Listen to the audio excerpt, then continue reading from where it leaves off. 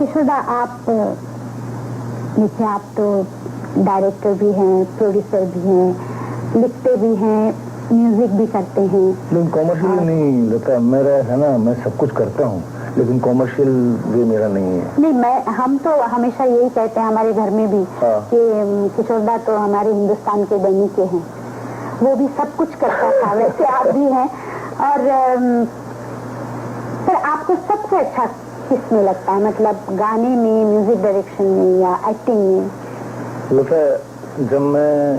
जब मैं छोटा था उस वक्त से मुझे गाने का शौक था और मुझे ज्यादातर इंकरेजमेंट जिनको मैं अपना गुरु मानता हूँ अब तक वो स्वर्गीय कुंदलाल सहगल, वो तो मैं भी मानती हूँ। तो मिल गया ना। तुम समझ गई होगी कि संगीत को मैं पहला वो देता हूँ स्थान, और एक्टिंग जो है वो बाद में आता है। जो मैं करना नहीं चाहता था, मेरे बड़े भाई साहब अशोक कुमार जी ने बोले कि भाई तू कर ले। मैंने कहा भाई मुझे देखो दादामन, मुझे एक्टिंग मत करो, एक्टिंग झूठी होती है।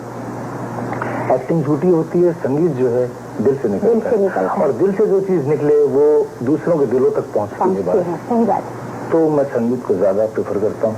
का यात्रा के दौरान इंटरव्यू देने के लिए राजी हुए तो सिर्फ लता मंगेशकर को, और लता मंगेशकर ने जिंदगी में शायद ही किसी और का इंटरव्यू लिया हो। अभी तो पता कि तो आएंगे ही नहीं फिर।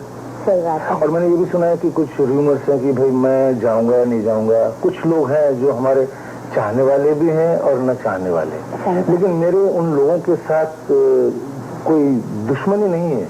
लेकिन ऐसा क्यों कहते हैं मुझे पता नहीं, लेकिन मैं जाऊंगा जरूर, मैं उनको एंटरटेन करूंगा, ये सबके लिए है। और वो लोग ऐसा ना सोचें कि मैं कभी भी उनको मैंने एंटरटेन करने नहीं आऊंगा। नहीं, आप तो किशोरदा आते ही है, पर ऐसा लोग क्यों कहते हैं? मतलब वो क्यों कहते हैं, मेरे ख्याल से लता, अब मैं थोड़ा नॉर्मल हो जाता हूँ। दुनिया कहती है मुझको पागल, मैं कहता दुनिया को पागल।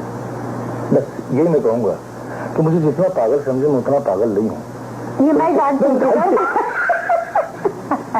सच कह रहा हूँ मैं। और मैं कभी कभी जब पागलपन की कोई हद बोलता है कि बस आप वो है ऐसे, तो मुझे भी जरा मजा आता है कि अगर मुझे पागल समझ ही लिया है तो क्यों ना थोड़ा पागल बन के दुनिया में। आप तो इतने साल से गा रहे हैं, आपको किन म्यूजिक डायरेक्टर्स के साथ गाना अच्छा लगा?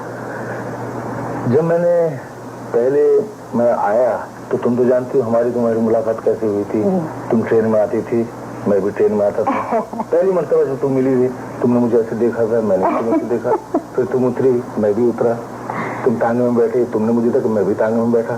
तो तुम पहुंची बॉम्बे टॉकीज के दरवाजे पर, मैं भी वहाँ पहुंचा। तो तुमने सोचा ये फॉलो कर रहा है, क्या बात है, तो कौन है? फिर हम दोनों चले गए। तो स्वर्गीय खेमराज जी थे, तुम गाने की लाई थी, महल के गाने तुमने गाए थे उनके साथ, और हम तक जिद्दी के गाने गा रहे थे। तो उन्होंने मुझे काफी इंकरेजमेंट दिया। खेमचंद प्रकाश, स्वर्गीय खेमचंद प्रकाश, उन्होंने, हमारे ब्रदर ने हमको डिस्करेज किया कि तेरी आवाज में मॉड्यूलेशन नहीं है। अब वो क्या गाते थे तो तुम जानती हो, बन के संग ढोलू है। अब मैं चुप रहता था, मैंने कहा ठीक है भाई, तुम बड़े भाई हो, मैं क्या बोल रहा हूँ, कुछ बोल तो सकता नहीं, ठीक है। तो मुझे जो इंकरेजमेंट दिया तो उन्होंने दिया, उन्होंने वो प्यार कर, उन्होंने बोला कि देखो अशोक, इस लड़के को मेरे पास छोड़ दो, मैं इसे तैयार करूंगा। तो उन्होंने मुझे इंकरेजमेंट दिया, उन्होंने मुझे गीत गवाया, तुम्हारे साथ गवाया, और उसके बाद उनका काफी हाथ है इसमें मुझे आगे बढ़ाने में। और फिर स्वर्गीय एस डी बर्मन जी, उन्होंने मुझे कभी भी कोई डिफिकल्टी हो गाने में कि भाई तुम्हें तकलीफ हो रही है, तो वो हमेशा बोलते थे तेरे को तकलीफ है, बता बदल दो। उनका हाँ से चिंता बदल दीजिए, तो हमेशा बदल। सॉरी, आई डोंट, मैं कहना नहीं चाहिए, लेकिन बड़ी तकलीफ देते हैं। ये तकलीफ जो है यहाँ से ब्रेन से यहाँ तक पहुँचती है, और फिर मेरा भागने को दिल होता है, भाग जाऊं। और इसीलिए तुमने सुना होगा कि मैं भाग रहा हूँ। अब क्यों भाग रहा हूँ, ये मेरा मन भी शायद यही कहता हो कि इतना ज्यादा एग्जर्शन हो गया है गानों में, वो बात नहीं रही जो शुरू के गानों में थी। पहले के गीत तुम भी गा चुकी हो, और मैं तो तुम्हारे बाद आया हूँ बहुत। मैं तो कुछ भी नहीं है, मेरे को तो तुम तो जानती हो कि मुझे सारे गामा नी धा पा गा धा पा सा नी धा, मुझे कुछ नहीं आता। अब अगर ये तो मानेंगे नहीं, हमारी जो जनता है ये सोच नहीं सकती मुझे कुछ नहीं आता, ये तुम कहोगी मुझे नहीं आता ना। बताइए आपको मेरे साथ शो करने में कैसा लगता है? मुझे सच बताइए। हाँ। मुझे इतनी खुशी होती है, लेकिन खाली सिर्फ मैं डर जाता हूँ कि देखो तुम तो एकदम ऐसे बहुत सौम्य हो ना, बहुत एकदम। तो मुझे कभी कभी लगता है कि मैं क्या तुम्हारे साथ जब मैं गाते गाते कुछ ऐसा एक्शन लेता हूँ तो तुम मुझे देखते हो। मैंने कहा तुम्हें शायद बुरा तो नहीं लगा? नहीं, मुझे बुरा बिल्कुल नहीं लगता है। मेरी एक डिफिकल्टी है कि मैं इधर उधर भाग के गा नहीं सकती हूँ।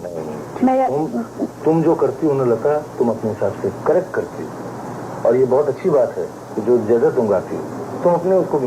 लेकिन मेरे लिए क्या होता है कि मैं चूंकि एक्टर, एक जमाने में एक्टिंग करता था, उसके साथ फिर मैं बाद में मैंने गाना शुरू कर दिया। क्योंकि पिक्चरें काफी अच्छी बनने लगी तो धीरे धीरे हम अलग हो गए। हाँ, तो फिर भगवान ने देखा कि बेटा जा तू गाती रह, तो गाने पे आ गया मैं। तो यही बात होती है।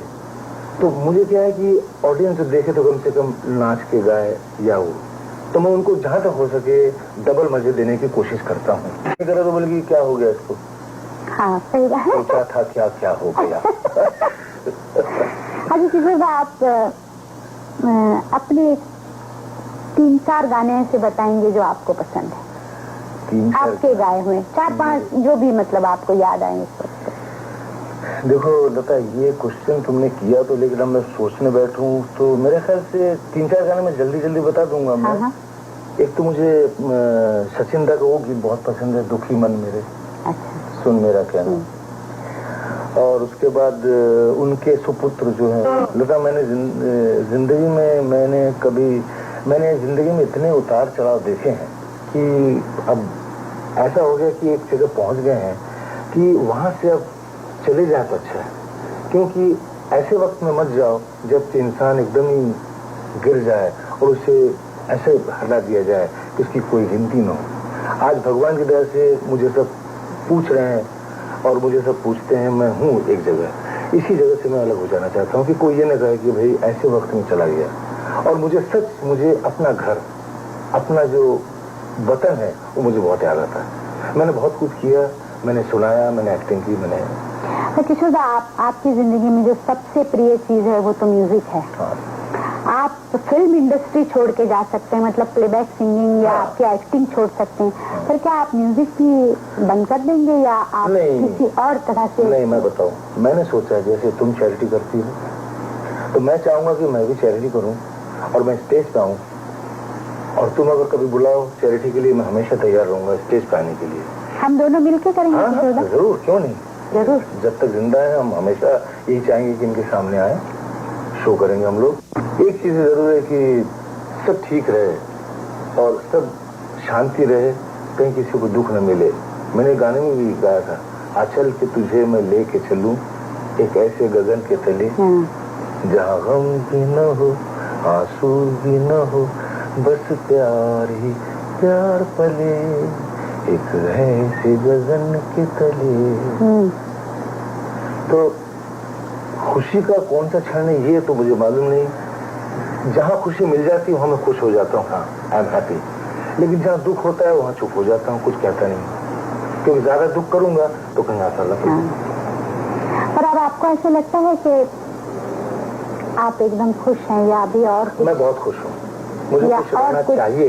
नहीं, आई एम क्वाइट हैप्पी। मैं भगवान की दया से मुझे और कुछ नहीं चाहिए, बस यही चाहिए कि मैं जितनी जल्दी हो सके भाग जाऊं अपने घर की तरफ। वो मुझे बुला रहा है, हाथ उठाकर बुला रहा है घर, चल रे मुसाफिर चल रे अब अपने घर को चल रे। गुजार रहेंगे फिल्म और वीडियो टेक्नोलॉजी के कि किशोर कुमार हमेशा हमेशा हमारे साथ रहेंगे, ता जिंदगी ता कयामत।